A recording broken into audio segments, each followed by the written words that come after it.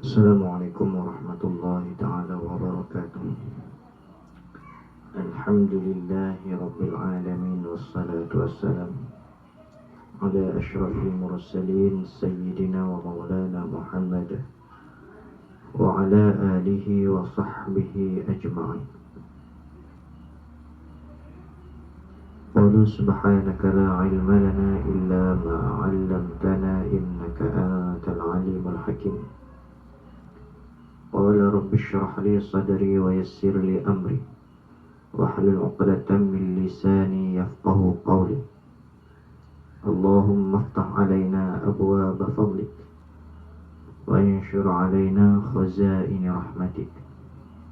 Allahumma iftah 'alaina abwaaba fadlik wa anshur 'alaina khazain rahmatik. Allahumma iftah 'alaina abwaaba fadlik wa anshur 'alaina khazain rahmatik. Amin amin amin ya rabbal alamin. Minta maaf, nak lewat kita nak mula awal boleh. Beda daripada perkara-perkara yang membabitkan soal pengurusan madrasah, maka kita dah mula siaran sebenarnya daripada pukul 9.30 kita dah invite suslo, dan sedikit sebanyak daripada line kita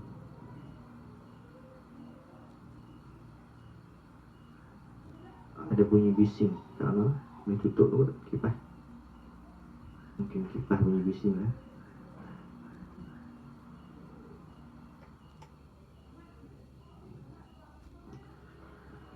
Bismillahirrahmanirrahim. Kita sambung kepada kelas kita yang kita tunda pada Sabtu baru-baru ini, dan kita cadang adakan pada semalam, tapi tak dapat diadakan kerana persiapan kita untuk pengurusan untuk situasi PKPB kita ni. Maka malam ni lah kita mula dan kita habiskan insya-Allah bab perut ni. Baik, dan upload untuk hari Sabtu ni kita akan buat malam ni lah serentak sekali semua insya-Allah. Maka kita lihat pada kitab kita muka surat yang ke-15. Ada yang slow? Kuat sikit. Yes. Okay. Muka surat 15 kita ini.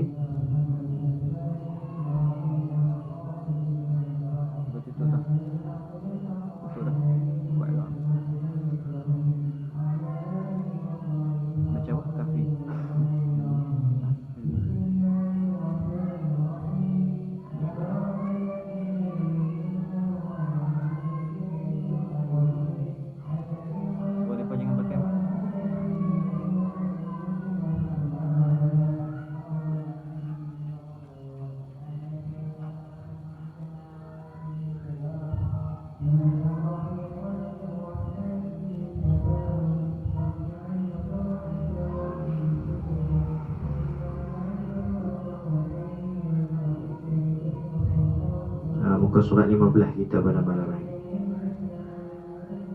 Awak tak bising kan?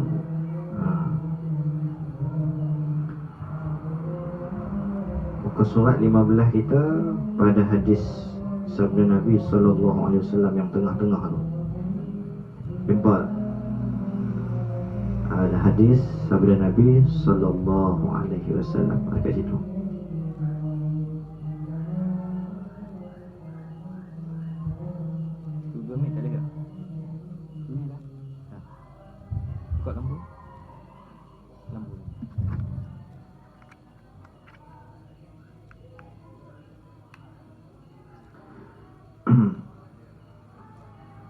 Boleh jumpa dah hadis yang tengah-tengah pada muka surat 15 Arab ni, huruf Arab 1064 ingat ke 10 tu 15 tu dia tulis 10.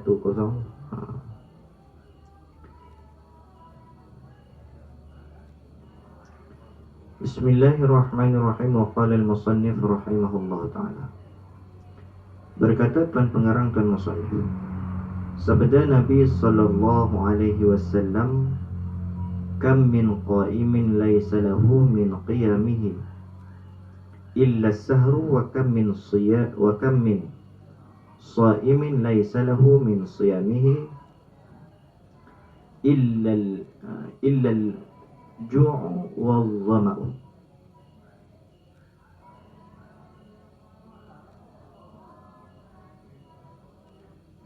Arti daripada hadis ini, beberapa banyak daripada yang sembahyang malam, yang hidupkan sembahyang malam, tahajudnya, qiyamul lail, tiada ada baginya daripada sembahyangnya sembahyang malam, tak ada, melainkan berjaga, melainkan dapat jaga lah. Melainkan dia cuma dapat berjaga lah. Melainkan dapat berjaga lah. Maka sebab itu, apa punca dia, kita baca bagian dia. Dan beberapa banyak daripada puasa yang tiada ada baginya daripada puasanya, yang ni balasan puasa tak ada. Tak ada daripada, walaupun dia puasa, tapi tak ada daripadanya balasan puasa.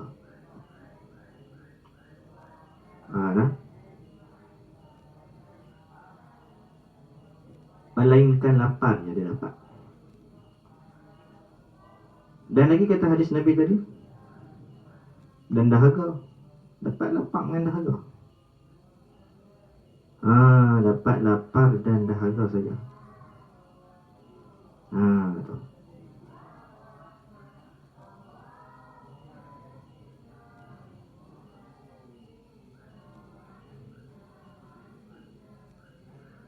Diceritakan daripada ini.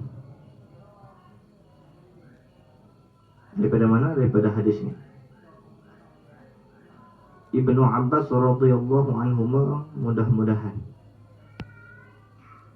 Ibnu Abbas ni ialah Abdullah lah bin Abbas.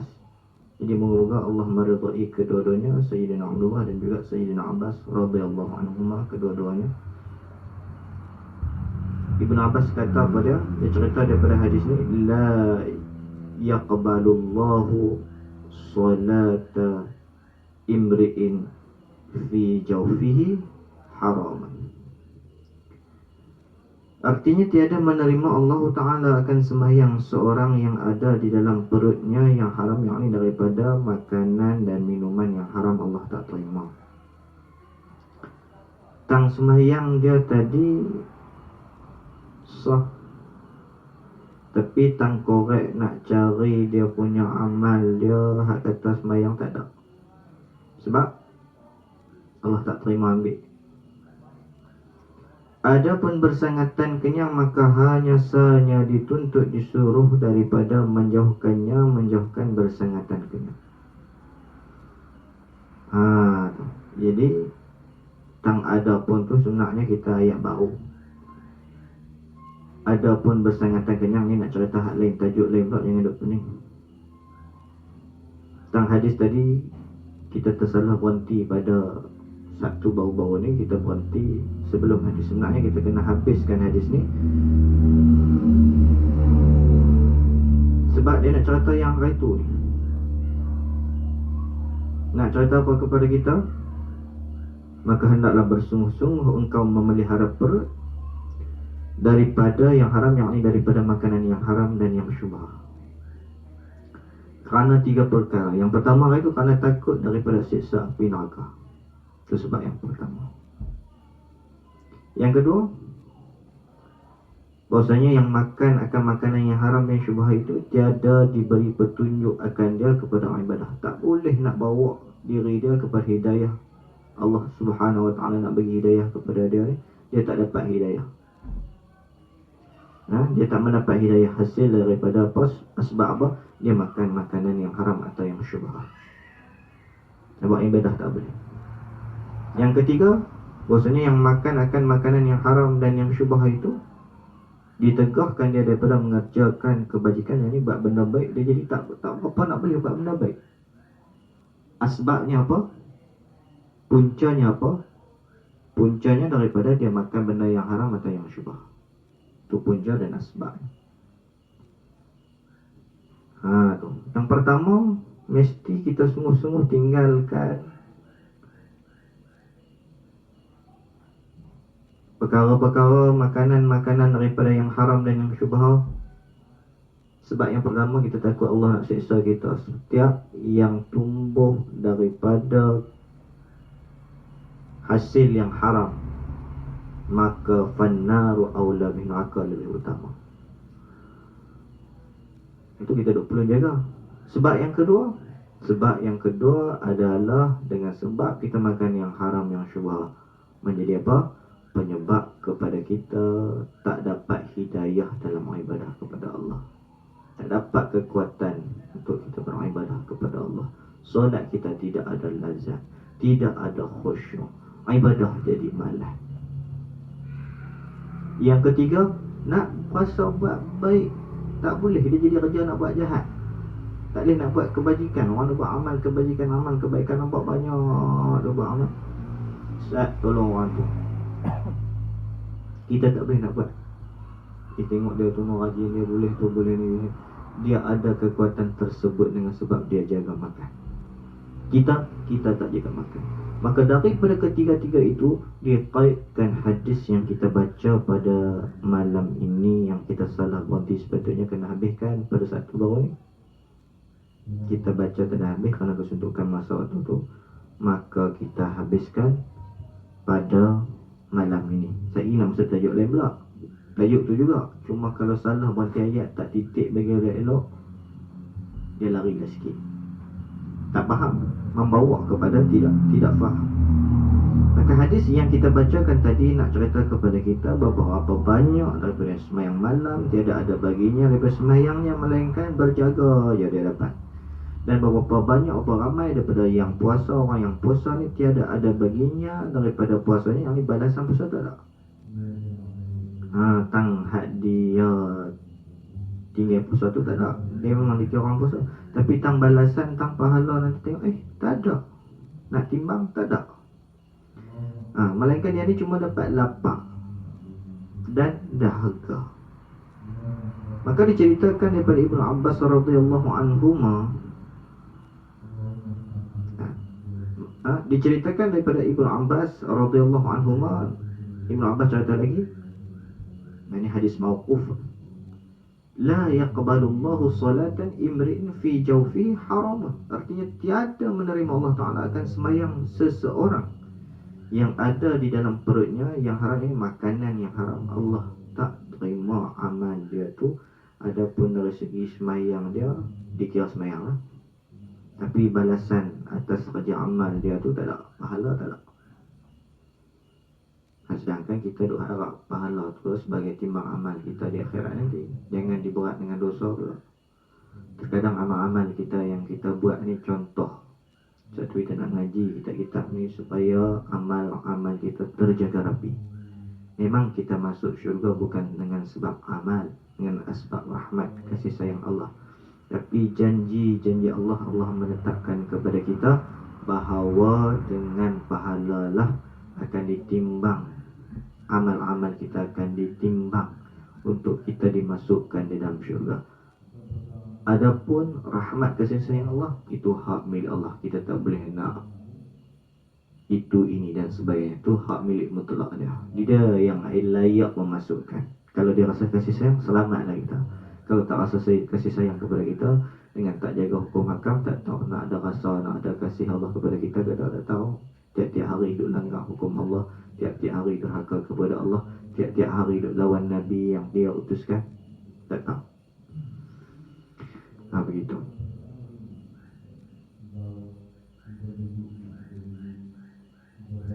Kemudian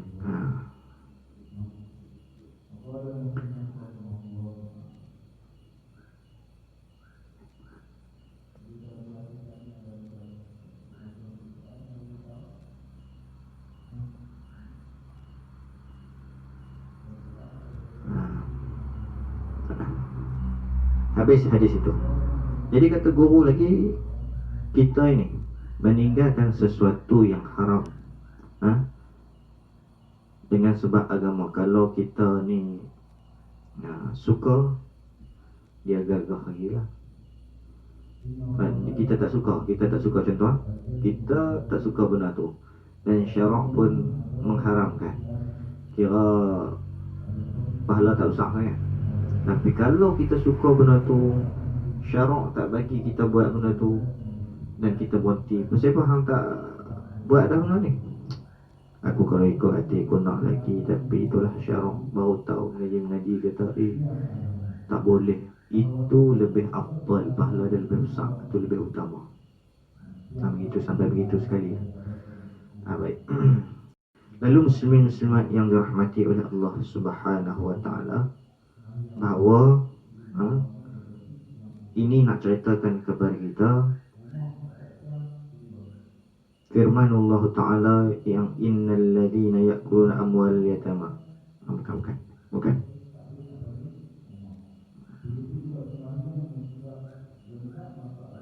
Ini nak ceritakan kepada kita tentang hendaklah bersungguh-sungguh pelihara perut kita daripada yang haram. Pertama, dengan sebab kita takutkan siksaan api neraka Allah. Kedua, sebab takut buat kesan kepada ibadah solat kita, semayang kita.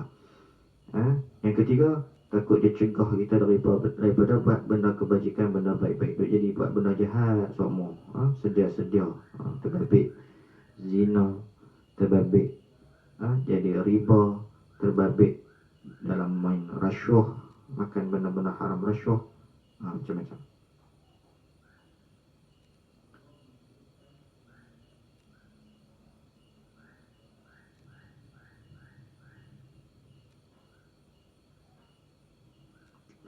Kemudian habis itu, lalu Imam Ibn Abbas berkata, la yaqbalullahu salatan imri'in fi jawfihi haramun. Artinya tiada menerima Allah Ta'ala akan semayang seorang yang ada dalam perutnya yang haram, makanan, minuman yang haram. Habis itu, titik, buh titik yang buh. Habis selesai. Adapun bersangatan kenyang, maka hanya saja disuruh tuntut ni suruh lah, daripada menjauhkannya akan bersangatan kenyang. Bila kita bersangatan kenyang, maka hanya saja dituntut daripada menjauhkan bersangatan kenyang kerana beberapa perkara. Syarak tak benar kita ni bersangatan kenyang. Dia bagi tahu sebab-sebab kepada kita. Yang pertama, kerana bahasanya banyak makan itu sebab bagi keras hati. Orang nak bagi nasihat kat kita jadi keras, dia tak boleh nak terima pandangan. Sebab kita duk ajak diri kita dengan bersangatan kenyang. Ni cerita di sini bersangatan kenyang. Kenyang tak apa, bersangatan kenyang. Kenyang sangat, sedia-sedia bersangatan. Dia tak boleh nak lapak langsung. Kena simpan juga apa nak berlapak ni. Tak simpan langsung, duduk kerja bagi kenyang saja. Penyebab bagi keras hati. Tak boleh nak dengar nasihat orang, tak boleh nak terima pandangan, jadi macam tu. Yang kedua, bahasanya pada banyak makan itu menimbulkan segala anggota pada yang sia-sia dan pada kejahatan. Yang sia-sia, yang tiada faedah akhirat maksudnya. Ini sebab kita duk banyak makan, dia akan bawa kita kepada yang sia-sia dan kejahatan. Sebab kita makan banyak, kenyang, dia picak macam-macam. Dia picak nak buat tu, picak nak buat ni. Sebab tu mari bulan Ramadan, dia bukan larang nak buat apa. Masa kenyang malam dia baru nak melewakkan. Sebab tu malam-malam siang tak apa dah, dia tidur letih tadi nak makan. Macam tu. Sebab tu kita kena jaga dalam bab makan kita ni. Dia ada punca, penyebab kepada kita ni kuat beribadah ataupun malas ataupun tak larat nak beribadah. So kita makan banyak masa buka puasa, tak boleh. Maghrib confirm dekat-dekat dalam surah Isyak, silap-silap pakai kubah terus lah. makan banyak sangat. Tang buka, tang nak sembahyang isyak apa tak ada.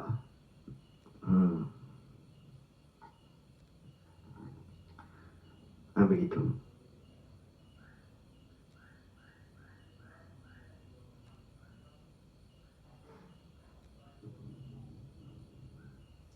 Dan ketiga, ada membanyakkan makan itu membinasakan kecerdikan dan kepintaran. Dan sebab, menjadi sebab lah, bagi sedikit faham dan pengetahuan.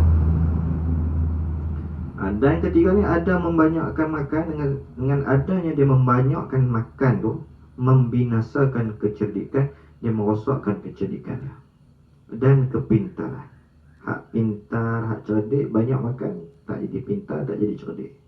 Sebab tu anak-anak kita duduk di madrasah, di ma'had, di sekolah, dia bagi banyak makan, dia pun bukan duk kuih cerdik. Tu nama ayah ada anak. Bukan dengan bagi banyak makan dia makin selesa, makin dia mengaji pandai, tidak.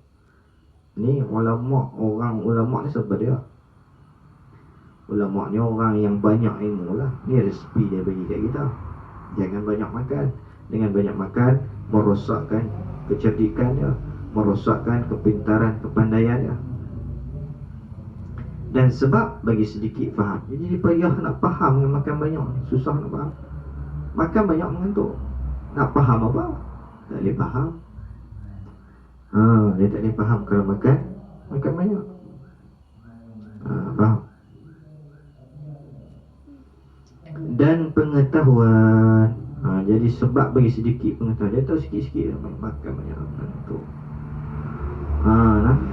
Selalu kalau makan lepas tengah hari, kalau ada pengajian kami makan lepas pada tengah hari kan. Ada pengajian pula pakai mengantuk, tak ada nak mengaji. Dan yang keempat, bahawasanya banyak makan itu sebab bagi sedikit ibadah. Sebab banyak makan tu menjadi penyebab kepada sedikit dia beribadah. Dia tak boleh nak ibadah banyak-banyak bila makan banyak.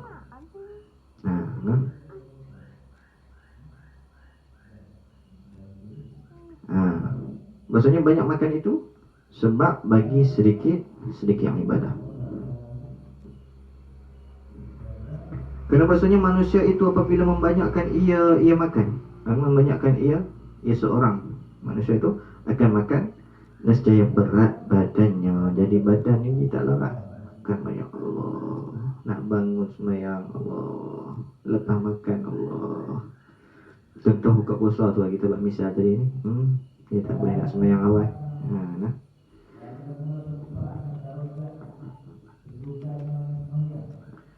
Dan mengantuk matanya. Ini banyak makan dia mengantuk. Ya. Mengantuk. Dengan sebab banyak makan jadi mengantuk mata. Dan yang kelima, bahawasanya membanyakkan makan itu sebab bagi ketiadaan sedap mengerjakan ibadah. Banyak makan dia tak boleh nak jadi sedap ibadah. Kena makan pula, makan biasa kira perut pula. Sedap macam mana? Makan sampai kenyang sembahyang kira ada senawa. Kan? Kira angin dia keluar. Jadi tak sedap. Dia tak boleh bersangatan kenyang. Bersangatan kenyang tu. Jadi sengkok kadang sembahyang. Ingat lagi guru kami duk cerita masa duk di pondok. Dulu mereka guru masa mereka duk mengaji dan kawan seorang. Dan kawan seorang bila mengaji, bila ada orang panggil pergi makan nuri, tahlil kau makan. Pipi makan tu kah? Habis makan, dia heran. Kawan dia kata ngang. Opa tengah makan tu, lepas siap habis kawan tu sapu lagi. Kawan tu kata ngang. Sebab dia tali pinggang dia, kawan tak boleh nak tunduk lah, nak menyawa pun tak boleh lah. Dia tolong buka tali pinggang dia, baru nak boleh menyawa balik. Sampai tengah tu makan tak boleh nak break. Ada habis tu makan tak boleh nak break. Bila makan tak boleh nak break ni, Allahu Akbar. Jadi macam tu. Allahu Akbar. Baik. Dan yang kelima, dengan sebab kita makan ni jadi apa? Bahasanya membanyakkan makan itu sebab bagi ketiadaan sedap mengerjakan ibadah. Dia yang kita abang kesan. Dan yang keenam, bahasanya pada membanyakkan makan itu ditakuti jatuh kepada yang haram dan yang syubhah. Dibimbangi, ditakuti. Dengan sebab kita duk suka makan, takut terambil hak haram dengan syubhah. Ni yang risau. Bila kita kurang makan, maka akan terelaklah benda-benda ni. Gitu. Akan terelaklah perkara-perkara ni.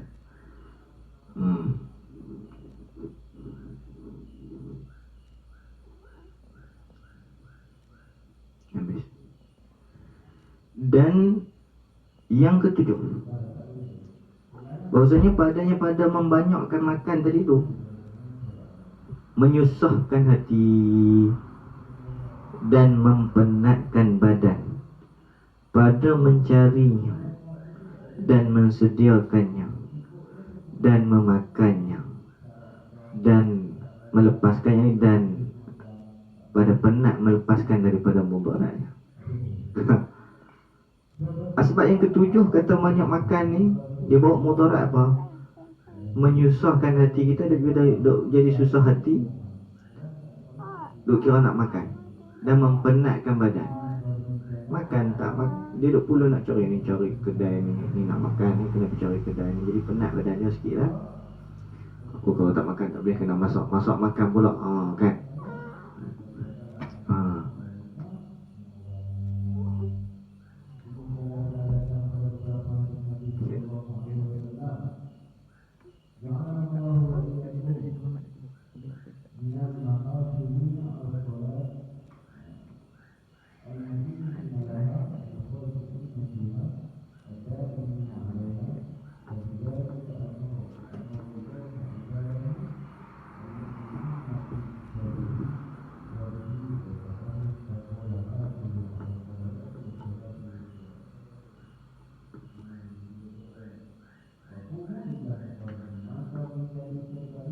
Baik, mungkin Google Meet kita ada masalah sikit pada malam ni. Saya mohon maaf banyak.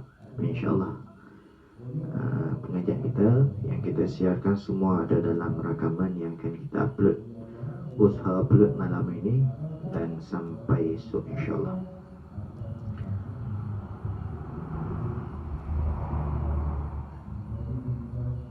Jadi yang ketujuh tadi ni, dengan sebab kita banyak makan, jadi penyebab kepada kita ni duk rasa susah hati, duk bimbang dan mempenatkan badan pada mencari makanan. Bukan duk cari sana cari sini, aku tak boleh ni, aku nak kena makan juga ni, tak ada mana makan.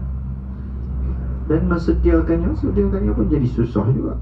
Sedia makan kan. Cuba tengok puasa, duk fikir masa buka puasa kan? Tak puasa, sedia makan pagi, sedia makan tengah hari, sedia makan petang. Bagaimana nak makan ni? 4 kali sehari. Sebab tu kata ulama tasawuf, mereka membahaskan ni pada maqam mereka lah. Kalau kata makan 2 kali sehari, tak boleh lagi nak cerita bab wali ni lah.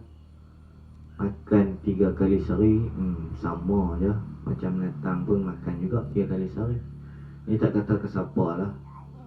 Kita sendiri pun makan 3 kali sehari. Allahu Akbar. Kita ni lebih kurang je. Tu nak abang. Kalau kita tak guna ilmu, kita tak guna amal kita begini elok, kita ni sama je dengan datang.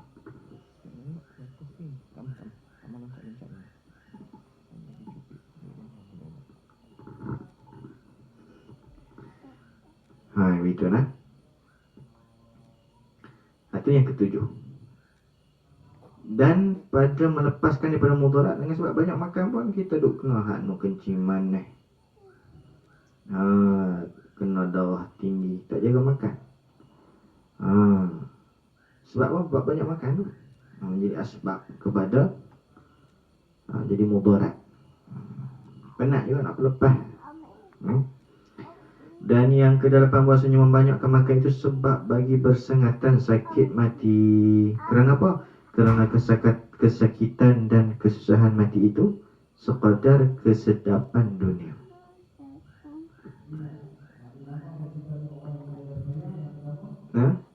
Bahawa membanyakkan makan itu sebab bagi bersengatan sakit mati. Kerana kesakitan dan kesusahan mati itu, qadar masa kita nak mati itu, sekadar kesedapan dunia. Banyak mana sedap kita ambil kesedapan dunia banyak. Contoh banyak ni kita ambil kesedapan dunia. Banyak ni kita nak asal mati saja. Kesedapan dunia kita ambil sikit banyak ni. Maka banyak ni kita mati ni. Sekarang kita bukan ambil banyak ini, bukan banyak ini, bukan banyak ini. Banyak luah. Kalau boleh nak kaya, kaya. Bukan salah nak kaya. Tak salah. Tak ada sebuah haram pun. Tapi ingat, banyak mana kita ambil nikmat dunia, maka sebanyak itu kita akan rasa kesakitan atau kesusahan saat nak mati. Banyak itu. Atau kita risau pekat-pekat beringat untuk diri kita. Suatu Nabi SAW masa dia meninggal, dia wafat, tak berapa je harta dia. Itu Nabi nak tunjuk contoh kepada kita.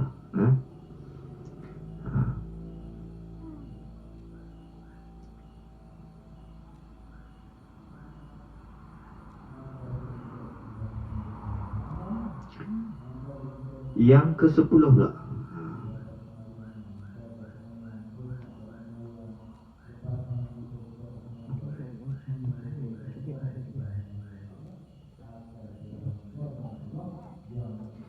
Yang ke-10 bahasanya padanya hisab pada hari kiamat. Bahasanya padanya pada banyak makan hisab. Jadi kira-kira pada hari kiamat. Telah menyebutkan 10 perkara ini 1 sampai 10 tadi oleh Al-Imam Al-Ghazali dalam Minhajul Abidin, dalam kitabnya Minhajul Abidin. Disebutkan dalam hadis Nabi.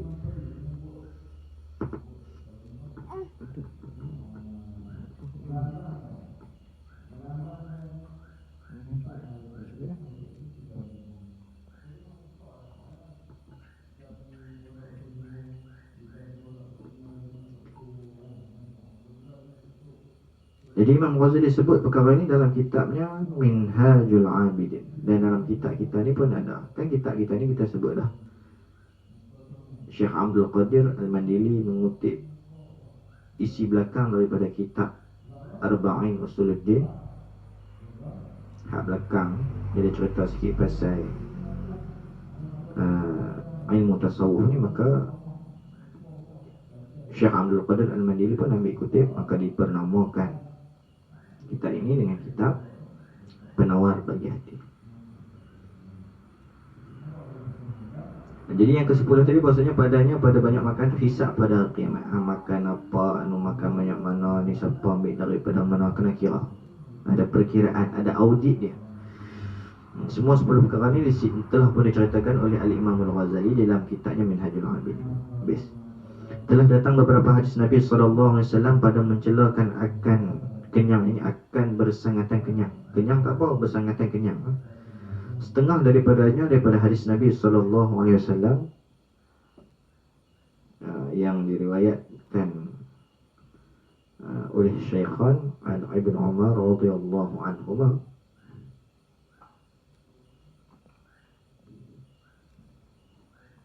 Al-mu'minu ya'kulu fi ma'yin wahidin wal kafiru ya'kulu fi sab'ati am'a'in hasba ibna adama luqaymatun yuqimna sulbahu in kana wala budda fahaqquhu thuluthu lit-ta'ami wa thuluthun lisyarabi wa thuluthun lin-nafasi. Artinya bermula orang yang sempurna iman memakan ia satu perut, dan orang yang kafir makan ia pada 7 perut. memada akan anak cucu Adam beberapa suap yang membetulkan akan tulang belakang. Jika ada ia menuntut tambah dan tak dapat tiada daripada menambah, maka sepatutnya sepertiga bagi makanan dan sepertiga bagi minuman dan sepertiga bagi mengeluarkan nafas. Wallahu a'lam. Hadis Nabi menyebutkan, al-mu'minu ya'kulu fi ma'in wahidin wal kafiru ya'kulu fi sab'ati am'ain. Tulis bagi elok, am'ain. Takut jadi nampak nak serupa kaf-kaf kat situ, am'ain. Hasba ibna adama luqaymatun yuqimna sulbahu in kana wala budda fahaqquhu thuluthu lil-ta'ami wa thuluthu lisyarabi wa thuluthu lin-nafasi. Artinya bermula orang yang sempurna iman,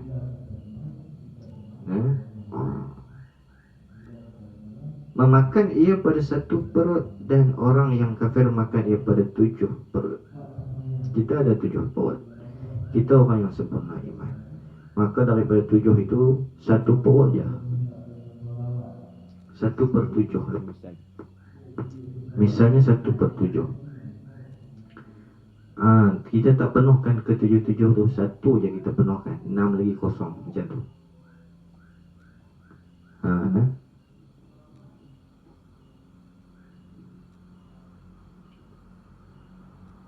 Memada, berpadalah, cukuplah akan anak cucu Adam beberapa suap yang membetulkan akan tulang belakang. Cukuplah sepada beberapa suap untuk membetulkan tulang belakang. Padalah.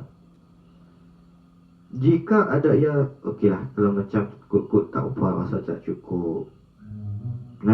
Jika ada ia menuntut tambah, kalau lah kata nak tambah, rasa apa suap ni tak padan, aku nak buat kerja kuat, bendang mengalau lah apa bagai lagi ni, bisa nak ke sini, tak dapat tiada daripada menambah, maka sepatutnya sepertiga bagi makanan dan sepertiga bagi minuman dan sepertiga bagi mengeluarkan nafas.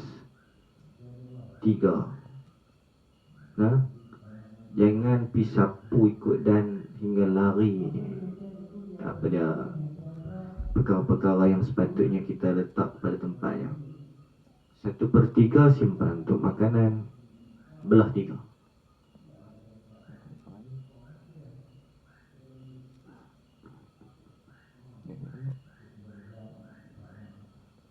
Satu per 3 untuk makanan, 1/3 untuk minuman, untuk air, 1/3 untuk nafas.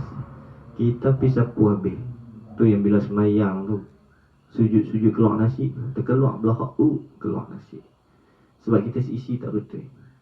Makan sikit, minuman sikit, nafas sikit.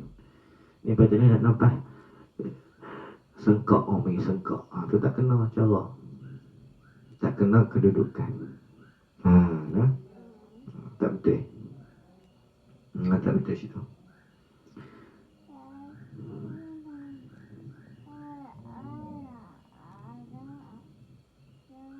Begitu cara pembahagiannya.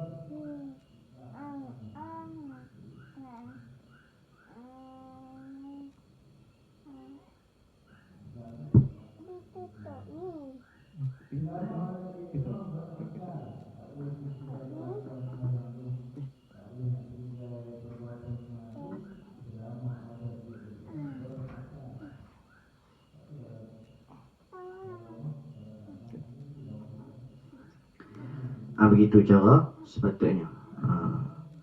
Sepertiga bagi makanan, sepertiga bagi minuman, dan sepertiga bagi mengeluarkan nafas. Wallahu ta'ala a'lam, kata Tuan Musannif.